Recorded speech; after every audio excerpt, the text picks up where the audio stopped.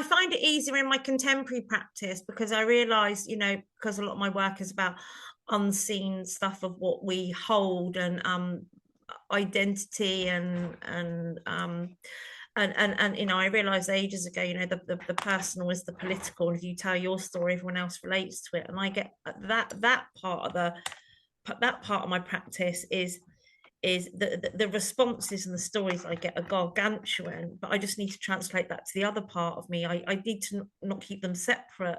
They're all Yeah, part of me, aren't they? I think you just need to make everything one, and then things that come from it, things are things that come from it, but you're by making it like one story, it's nice and simple. And it just means that you can then if something comes up and it's more related to contemporary, you can talk about it from a contemporary stance. Yeah. But it But it all doesn't comes from the same place. That's what I'm saying. exactly. It's exhausting. It was exhausting. You know, when I realized I was managing 14 fucking channels, it You was gotta just talk like, about what that. the hell am I doing? And I'm And kind of that's still doing that relatable. Talk now. about that. Yeah. Huh? Talk about that, because that is relatable. Yeah. You know? Yeah. So Yeah. yeah, so what I would recommend would be like, I also read about this the other day, like, and it's something that's really, because of ChatGPT, like everyone just basically like goes to outsource their brain, but basically you should be every day sit down for 10 minutes and just not do anything, like not think, and then just see what comes up, and then from that ideas will flow. And You can't have ideas without that gap. no, exactly. And because people are so used to like, oh, quick, get ChatGPT to write something for me, that whole muscle has like gone away. So it takes so much longer for people to think about something. So just like sitting down every day, even if it's like 10 minutes, I know you've only got like an hour a week, just to be like, okay, so what is really important to me? Like what's gonna come in? Like what can I share that will then, like what can I relay? And make it omnipresent. Yeah. Like if you have something that you want to share in one place, share it in LinkedIn, but slightly shift it how you talk about it, and share it in this and talk about it in LinkedIn is actually really receptive at the moment to all like storytelling, as particular. So I think it would work really well for you. This like personal brand. It's sort of moved away from this stuffy, like what it used to be.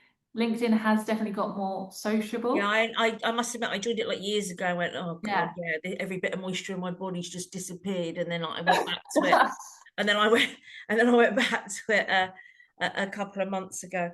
So I actually do the morning pages most morning, that brain dump, you know, the artist way. Yeah. So I do that most mornings. So there's a rich seam there already, you know, that kind of brain dump. So maybe I ought to use some of that. Yeah, and having so you can come back to it. So I have like on my notes app, like if an idea does come in, I've then got something. So when I do go to sit down, if nothing is there, I'm like, okay, there's this one thing that's popped into my head last week.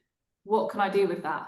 And I think then for you, once you've got this bit of storytelling, whether that's a video or whether that's like written or something, you can then like pull bits out and like use a little part of it for LinkedIn, or like use a part of it for your and like attach it to like an image or a video or something for you then to put onto Buffer for the week ahead.